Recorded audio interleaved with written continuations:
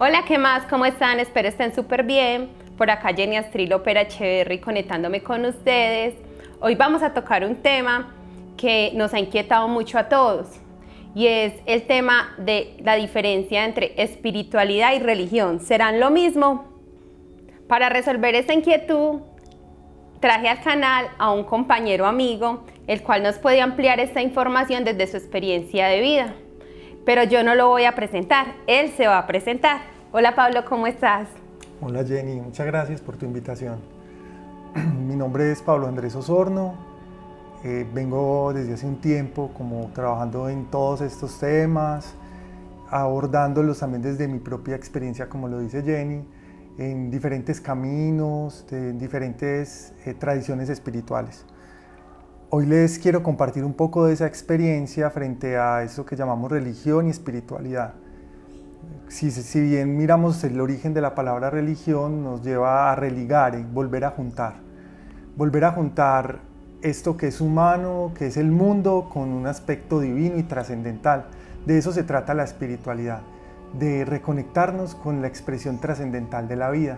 En un origen podríamos decir que ambas expresiones eran sinónimos, estaban directamente relacionadas.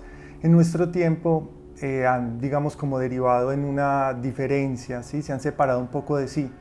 Esto lo podemos entender porque las religiones se convirtieron en instituciones y como tal traen en unas normas, un conocimiento que a su modo de ver en sí mismas se consideran verdaderos. Por lo tanto generan una división unas de otras porque cada uno se nombra a sí misma como poseedora de una verdad. Las religiones tienen diferentes características. Hay unas religiones que son de la naturaleza, es decir, encuentran a Dios, a la divinidad, a esa fuerza omnipotente, omnipresente en la naturaleza, en el cosmos, ¿sí? Está en todo lugar. Y hay otras religiones que entienden que la divinidad está por fuera de la naturaleza y que la naturaleza es solo un reflejo y que también habla de que está en una corrupción de esa naturaleza divina y por lo tanto esa naturaleza debe de transformarse o corregirse. Para las religiones que están conectadas en la naturaleza no hay que corregir nada, solo sublimarla, ¿sí? Es como parte del ser humano, de la experiencia humana, integrarse a ella. Hay religiones que, digamos, como en sus construcciones míticas, el mito es el fundamento. Cuando hablamos de mito estamos hablando de todas estas historias, desde la Biblia misma, los textos sagrados, el Corán, el Bhagavad Gita, en diferentes tradiciones muy amplias, que tienen unas historias en donde el ser humano tiene una relación directa con estas fuerzas divinas y nos habla de un origen, de una creación. Entonces hay unas religiones que nos enseñan un plano devocional, ¿sí? Devocional quiere decir tener una sumisión, rendir un culto a todas estas expresiones, llámense deidades o mitos.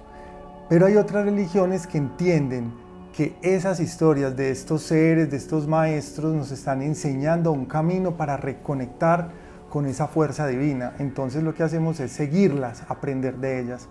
Esa es la gran diferencia. Rendir culto a un maestro, a una deidad, o seguir ese camino, siguiendo esos pasos y haciendo el propio camino en el ser. Ahí hablaríamos más de espiritualidad. En este tiempo entendemos que la espiritualidad es un camino hacia adentro, ¿sí? Es seguir una pauta, un conocimiento, seguir una instrucción, una ley divina dentro de sí. Por lo tanto, deja de estar en clave de una verdad, porque la verdad es un camino que se encuentra en sí mismo. El mito nos acerca a la verdad. Todas estas historias nos llevan al encuentro con la verdad, pero esa verdad se tiene que encontrar en sí mismo. Entonces deja de ser un camino afuera y se convierte en un camino hacia adentro, hacia lo desconocido de sí mismo, conectándolo con el psicoanálisis y con todas estas teorías que hablan del inconsciente, del subconsciente y el consciente. Nos están diciendo: ve a lo desconocido de ti, que es tu inconsciente, para que te encuentres con la parte divina, el aspecto más espiritual de ti. Pablo, escuchándote hablar y dices que es un camino que debemos hacer cada uno desde adentro y es una búsqueda, ¿cómo puede cada persona iniciar ese camino? ¿Cómo saber qué siente ese llamado espiritual? Bueno, es importante acá saber que una religión no es una elección personal, es un asunto geográfico. En donde nacemos ya hay una cultura y esa cultura nos entrega unas formas de conocimiento, entre ellas políticas, sociales, educativas, y una de ellas es la religión. Nos inscribimos en una institución que tiene una creencia, una idea espiritual de la vida, ¿sí? Entonces de entrada ya estamos inscritos. Nuestros padres son quienes nos llevan, nos invitan a ser parte de esto, porque a su vez los padres de ellos lo hicieron y los abuelos, y es una tradición. Algunos seres deciden romper con esta tradición porque no encuentran allí la respuesta a su pregunta, a su deseo. No se leen en estas instituciones religiosas.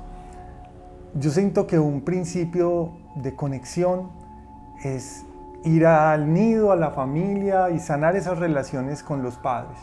¿Por qué? Porque también ahí está el bloqueo. Si hay un bloqueo con el padre y la madre humanas, pues habrá un bloqueo con el padre y madre divinos. Sí, hay una duda, hay una falta de certeza en ese encuentro espiritual. Entonces es una llave humana, es encontrar en la familia aquello que para mí es resistencia y negación. Si tengo una resistencia con las creencias de mis padres, pues ponerme en paz con ellas va a abrir el camino para que yo vaya en la búsqueda de aquello que se parece a mi ser. Hay muchas formas de tradiciones, no podría decirle a un ser la tuya es esta o esta. Es una búsqueda que empieza cuando en el alma el ser dice quiero conocer lo trascendental de mi vida.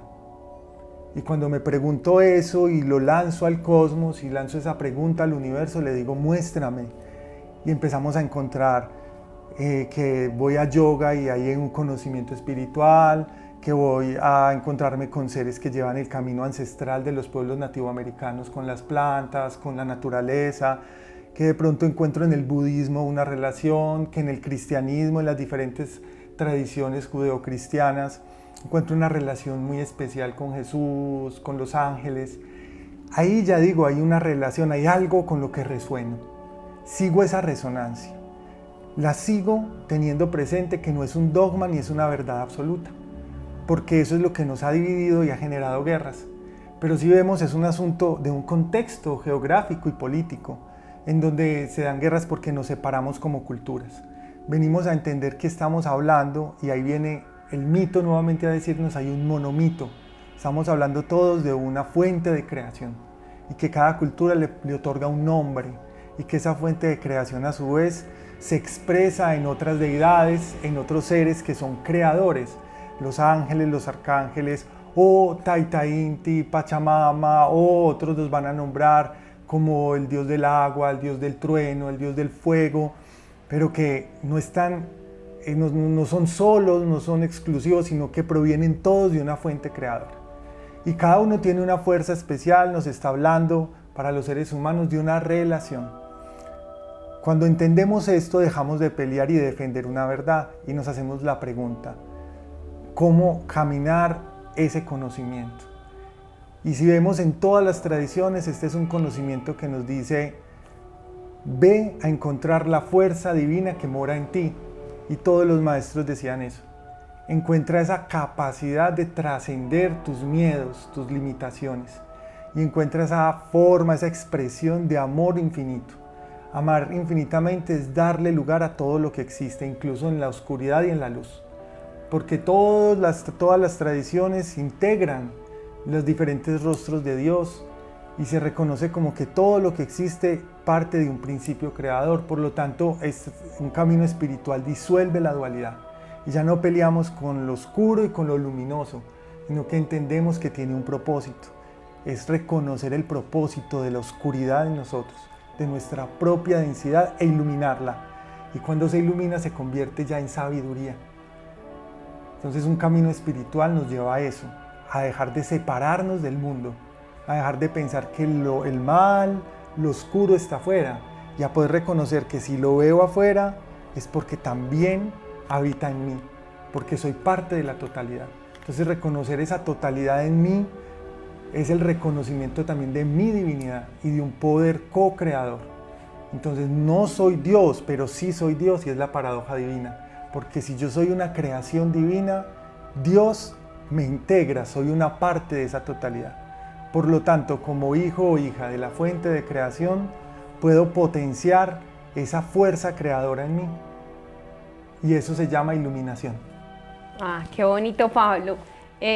Podríamos decir entonces que la espiritualidad es vivir y vivir bien. Claro, un buen vivir, que son los paradigmas ancestrales de todos los pueblos. Los pueblos ancestrales configuraron una idea de buen vivir. Y ese buen vivir, por ejemplo, el Summa Causai, que es el nombre que nosotros tomamos para nuestra comunidad, como paradigma del sur, nos habla de unos principios.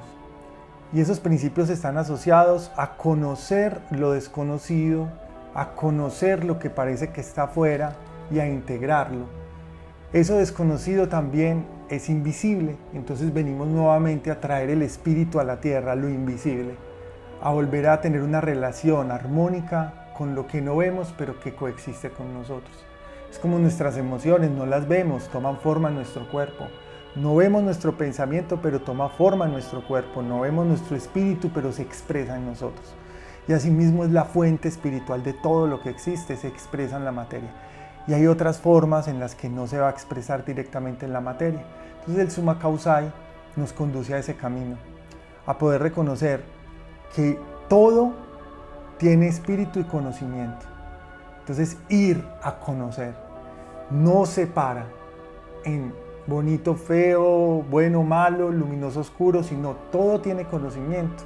La tarea es poder generar una relación de conocimiento con todo ello. Cuando ya conozco todo esto, me puedo conocer a mí. Y cuando logro conocerme y encontrar mi lugar en la tierra, ahí sí podemos caminar en el principio de la Pachamama. Sí, ya puedo tener una reciprocidad con lo que es afuera, adentro, con el dar, el recibir. Y caminar en Pachamama significa disolver el conflicto. Todos tenemos un lugar. Por lo tanto, todos podemos construir, crear en una hermandad, en una fraternidad, porque nos reconocemos que tenemos un derecho. Entonces aquí se disuelve el conflicto porque quien tiene una visión budista, cristiana, hinduista, zen, celta, ¿sí? De tradiciones mesoamericanas, suramericanas, nativoamericanas, de todos estos pueblos de nuestros indígenas, todos ellos tienen una parte de la visión total de Dios. Entonces todos tenemos derecho a ocupar un lugar en la tierra, pero para poder hacerlo en paz, primero nos tenemos que reconocer y saber que esa diferencia es un complemento en realidad. Nos está entregando una parte que hemos olvidado. No, muchas gracias, Pablo, por tus enseñanzas, por tu experiencia. ¿Nos puedes contar un poquito de qué es la comunidad Summa Causai? Summa Causai, para nosotros como comunidad, es la comunidad del buen vivir. Es un proyecto de juntarnos nuevamente y aprender a construir juntos. No es fácil, pero queremos ir más allá de esas dificultades. Entonces nos hemos reunido un grupo de amigos, cada uno con sus talentos, con sus conocimientos, algunos en sanación, otros en acompañamiento espiritual, otros desde la alimentación consciente, la siembra, y lo que estamos haciendo es integrando todos estos saberes. La posibilidad de integrar saberes es crecer. Entonces queremos crecer juntos en la tierra, en el cuidado de la tierra, en el cuidado del agua, de un territorio común.